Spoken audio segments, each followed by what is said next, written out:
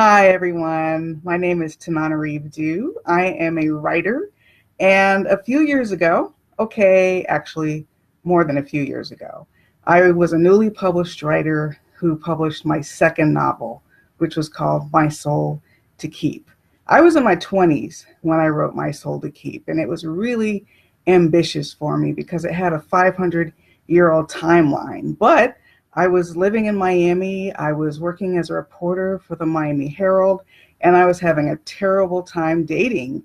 That is really what sparked the whole thing. I was feeling lied to by some of these guys I was dating, and I started wondering, how well do you really know someone?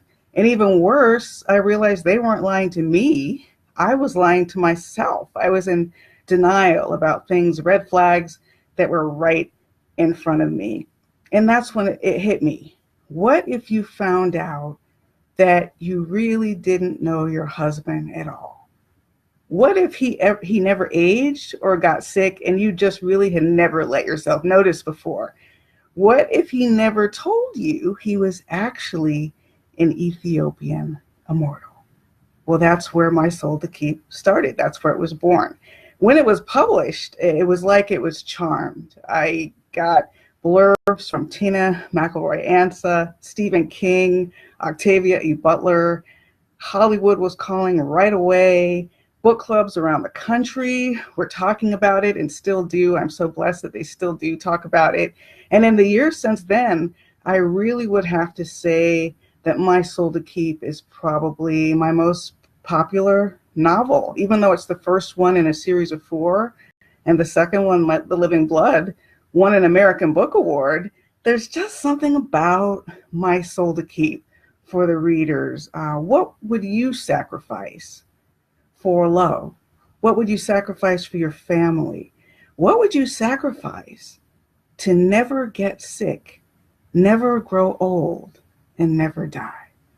Those are the questions I'm asking in My Soul to Keep. And I'm so excited that the Towne Street Theater in Los Angeles is doing a staged reading of excerpts from My Soul to Keep. And actor Blair Underwood actually did a promo, which is so exciting, and I'm so grateful for that. He's been such a great friend of this book from the very beginning. And even though he can't be there, that he would do a promo on the page, on the Facebook page, is really meaningful.